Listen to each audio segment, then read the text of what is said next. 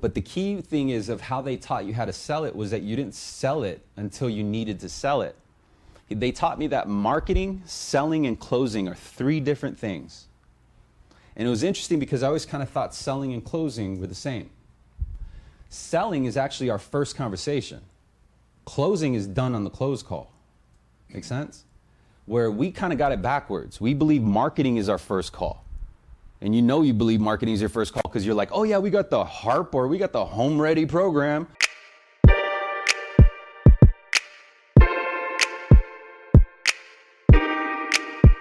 Connected to SalesRemastered. So let me give you an example what KPI is. So first KPI could be lead to credit pool. Next KPI could be credit pool to lock. Next would be lock to, what is it? Submission. And then next is submission to fund. Does that make sense? Every single day, with every single contact, every single person that we engage with, we want to put them through this cycle. And it's really about showing you how to be efficient with your time, but also position you properly to where you are more likely to earn that sale in this market. And so one of the bullet points, if you guys haven't read, was like selling rate and fees, right? Or unable to complete the application. And if you look at your KPI, which your KPIs should rule you. You should understand your KPIs. Because if you only need an adjustment, you'll notice that there's just one minor tweak that you could take that will ripple through the rest of your cycle, your process. And so, selling rate and fees typically happens usually, and it's assigned through credit pool and lock or lead to credit pool, right? So if you're having an issue with getting over that objection, we in management can clearly see where it's happening. But then it becomes up to your manager on how they communicate that to you, right? And I'm not saying, anyone's doing anything wrong, but it's just all of how you understand this. And so I hope to help you understand this because it will kind of open your eyes to a little bit more efficiency that you could use today. So that way you're not pulling, 12, 14-hour days. I hope you don't have to go through that. But usually when we have a problem with getting a lead to a credit pool, it's because of the way we're intaking the lead. And so, Cass, how many of us right now are just strictly taking dialer leads?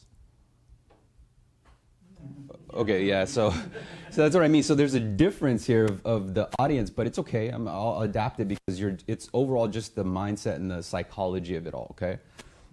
Whereas my team, for example, we live in the Shark Tank, right? We the retention team, I kind of got a mixture team, right? Like, so not all my team does strictly retention, but we find value in what others ultimately miss and let slip. That makes sense? We're your reminder. Like, you don't want it to get to my team, because if it got to my team, then guess who's taking it over? And what I've noticed is that it's just simple things that we've done to help manage to bring this person back.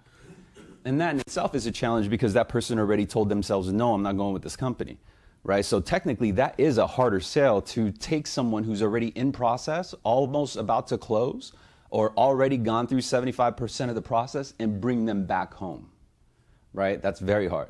And my agents do it all the time. These are people that already invested 6, sometimes 2 months of their lives, gone through nightmares with other companies, and we come in and we say, hey, let's start the process all over again. And so you got to be really efficient with that. But ultimately what it is, and you're gonna hear more about this in tomorrow's training of like an effective voicemail. In all reality, what we want as salesmen is simply the attention, right? And so we just want a connection. And so if right now you're looking at these connections through dialers, or you're looking at these connections through follow-ups, and you're like, damn, no one ever wants to talk to me. No one ever qualifies. And we choose to go in with that kind of perception, it's going to affect the rest of us, of our cycle. Does that make sense? So it's going to actually linger on to the files that you got locked and you're trying to get documents back because the frustration you have in trying to understand these leads. And so it's important to properly manage kind of these emotions because this is just something that we go through, right? So you'll find yourself there at times where you're just like, fuck, and then 2 minutes later you're like, yeah, right? Like that's some schizo shit, like if you ask me. You know, it's crazy, right? We just go up and down, and this is why it's not necessarily meant for everyone. However, if we understood the science and then you took bits and pieces of the wordplay, you can create an engine that operates on its own. And so if I were having issues, and I'll help you guys out, if a lot of you guys are taking leads from a dialer, I've been in this game for 20 years. I started as a telemarketer. I was known for my outbound skills, my telephone wordplay. And some people will look at it and say, "Oh, D man, you got that psychology stuff, man. I don't know the psychology stuff." And however you react to certain things, you react to everything that way. And so, in other words, if some of us like who didn't come to this meeting would look at it and be like, "Oh, here goes D again with that Breakfast of Champions stuff, sales remastered, remaster this," makes sense? People will react that, and it's okay. But how you react to one thing is how you react to everything, and this is where the mindset comes into play. So understanding that same philosophy to our leads, I think it's fair to say none of them want to talk to us. Let's go and accept that, right?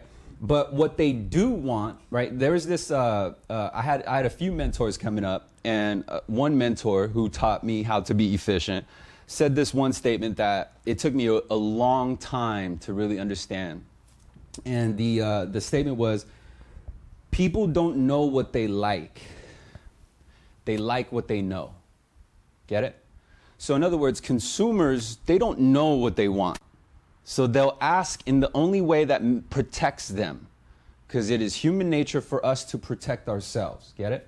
And so we don't want to look stupid. We do it all the time on the phone. We don't want to look stupid, so we just give out answers. Right? Because we believe as a kind of a customer service position, as a loan consultant, it is our job to serve. And so these prospects come in with this mindset of, I don't want to talk to a salesman. I don't want to get sold, right? I don't want to be harassed. I don't want to be pressured. And we go into that engagement sounding like a salesman, unknowingly.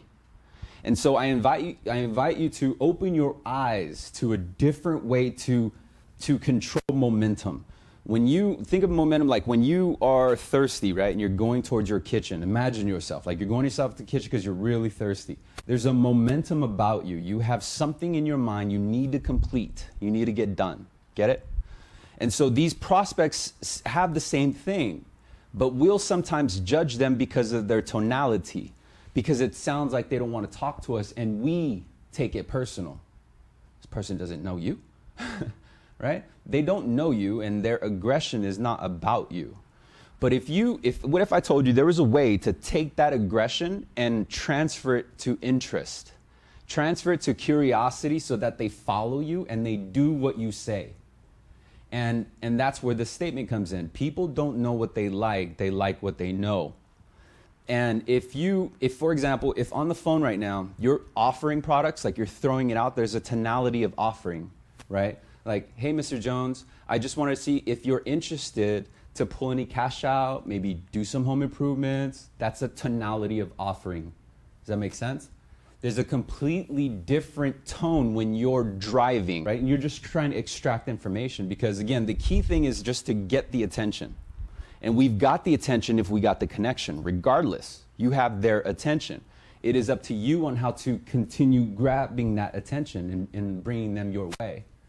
Make sense? So you might be like, "Well, D, how can I grab their attention if all they're worried about is the lower rate?" Simple. Understand that everyone is just worried about the lower rate. Understand that, like I said, people naturally want to protect themselves, so they don't want to sound stupid. They say things that they really don't understand.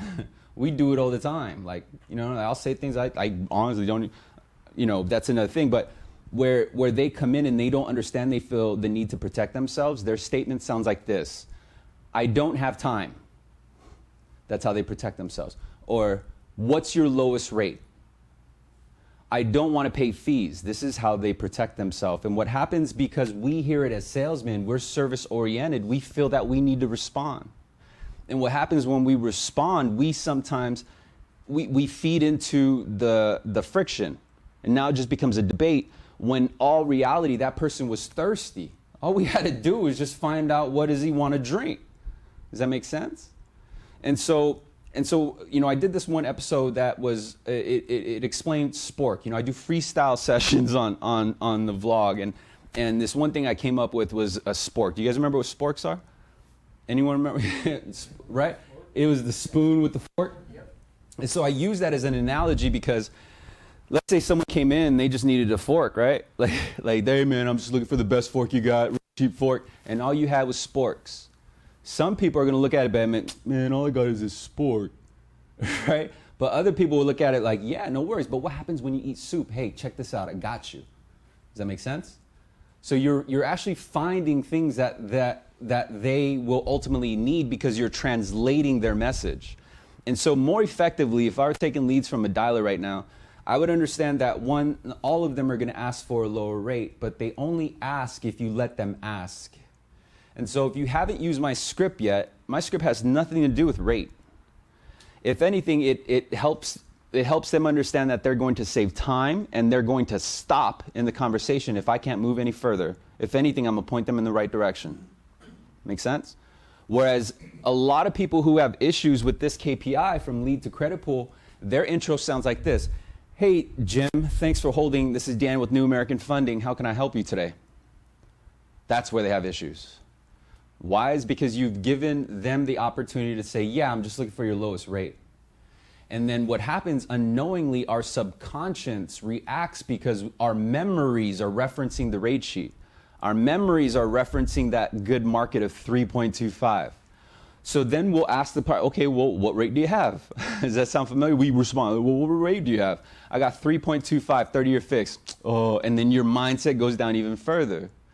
But if we take a step back and we look at it, right, like we watch children play, like I got kids, so I get to watch them go through things and them experience things. I already know the result, right? So if you look at your cycle, kind of like a third party looking in, you'll notice that we forgot the fact that they just needed something. They were thirsty, basically. They needed savings. And so if we bring back the true purpose as to why they need the lower rate, we can actually continue to capture their attention. Because again, people like what they know. Get it? And so you might be like, well, Daniel, I don't get it, bro. What are you talking about, like what they know? Like what they know is to like, okay, well, if someone said, hey, D, what's your lowest rate? If I allowed them to ask me that question, I underline that. If I allowed them to answer that question. So in other words, you allow them to. You have a choice to put that in perspective, at least from the very first part. Because it's different if they ask you that question at the close. You kind of got that bond already. Does that make sense? But if you're having issues with selling rates and fees or points and you're having issues on getting the credit pulls because typically you're giving too much information. The same mentor gave me this advice that, again, it took me like 3 weeks. I was young. I was like 20 years old, so I didn't understand what it meant. There were no memes, all right? Instagram wasn't a thing, right? So, when he said this thing, he was telling me this because he heard me on the phone. He sat right next to me, and when I first came into real estate, I came in as a telemarketer. And I just got promoted. I got promoted real quick. So I was very smooth on the phone, and I took a lot of leads. I did a lot of hours because what I wanted were what the other agents had. They had the nice car, they had the new phone, they had the nice suits, and I wanted that. And so I was like, okay, well, I'm gonna figure this out, And so what I was doing was I was doing what I thought was right. I was putting in the extra hours, I was taking a ton of apps, ton of leads, and I could not sell because I came up with a subprime lender. And subprime lender, in case you guys don't know what that is, it's like a below credit lender, right? It just gives you, they basically have super high interest rates. And at the time, we were selling adjustable rate mortgages, 2 years with 3-year prepay. So you're bound to get a prepayment penalty. You're okay with that, right? And prepayment penalties were 6 months of interest, crazy penalties. And I could not sell it. And so he reached out to me, the young Daniel was like, hey, bud, let me tell you something. And this is one of the closers. This dude was just a G, like an old school guy, right? Like kind of like Lazinski. Imagine Lazinski if he dressed like Kings of Comedy. Remember how Kings of Comedy dressed up with them? Like, did you just crease your jeans, bro? Like that? Like he was like that. His name is Milton, and Milton was real cool. He's like, hey, young blood. You call me young blood. He's like, hey, young blood. I hear you. You're doing all the right moves. You're taking all the right actions, but you're giving them too much information, right? They're done with you. They're just using you, and I didn't get that. I didn't get that they were using me. And he told me, he's all, hey man, the sales cycle is a give take relationship. If you find yourself giving, and you're not taking anything, what are you, right? You are a directory. You're an information pamphlet. Once they get the information, they're done with you. And then he told me this, and again, this is where it took like damn near 3 months to understand what he meant. He said, less history, more mystery. I didn't understand what the hell he meant.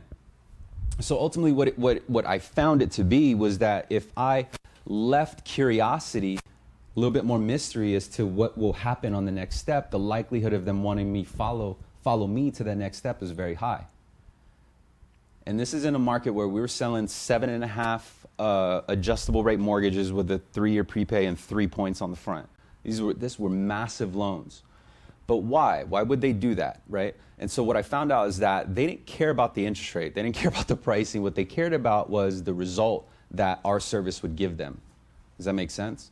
And so we were trained because we got the same objections at the time, like, hey, Daniel, what's your lowest rate? And what am I going to do? Say, 8% when the average lender was given 6. We're 2 points above.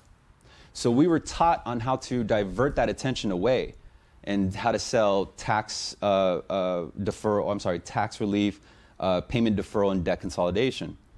But the key thing is of how they taught you how to sell it was that you didn't sell it until you needed to sell it.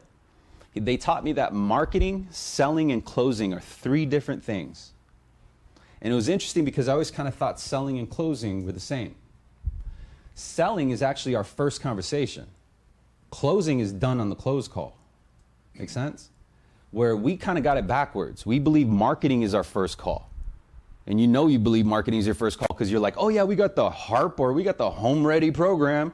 Bro, you are a marketing ad, right? So their marketing's done. That's how they got to you. Does that make sense? That's why we rely, this is how we get pumped full of leads, is because NAF has this engine, this marketing engine that does very well. And so now that we have the attention, now it's a matter of, okay, well, how do I sell this attention?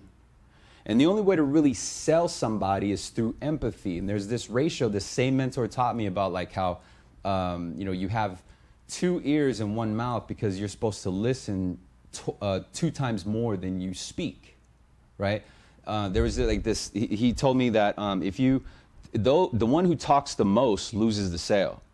And again, I was like, man, what's all this Confucius shit, bro? Just tell me what do I got to do? Like, I'm over here with Yoda. Like, I'm not trying to crack these riddles, bro. What do you mean? And so I found out what he meant. And what he meant was, if you give them too much information, they don't necessarily need you. But if you capture their attention in a way to make them want the result of your service, you can close them. And so the first call, he told me that it was selling.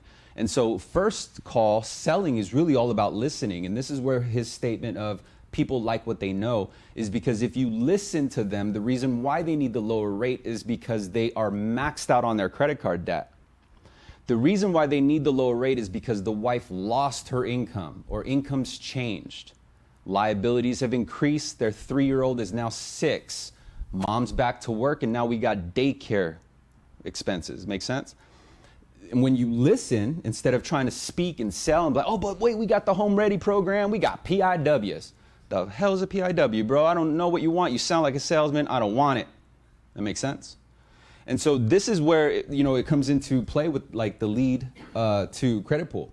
It's going to affect you in that way because of just one minor adjustment, and it's just going about it on the intake call a little bit different, and the rest will ripple through the process. It's crazy how accurate it is because it will gauge whose call should be monitored, right? And so if we see someone taking a high amount of lead intake, but they're having issues with grading credit pools, then we know that it's up front. It's because they're trying to close when it's only time to sell. Does that make sense? So they're closing too soon. These are typically the agents that will either defeat themselves because their mind is just focused on the rate, or they'll simply give up because of like, oh, you got a great rate right now, right? No, you shouldn't do anything. Who are we to justify that though? Right? I'm seeing it all the time where people are increasing their interest rate because they need X, Y, and Z, right? And increasing the interest rate is just kind of like, man, you got to get dressed to go to the gym. Like, yeah, it's a nuisance, but how else are you going to get the result, right? It's like waking up early or whatever. And so, but the KPI is important because if you understand what your ratio is, and I invite you to meet with your manager and find out and say, you know, I'd like to look at my own KPI with you. And by him even hearing you say that will just put his perspective on a whole new level. And more importantly, it's going to return the investment because you're going to learn exactly where you may need repair.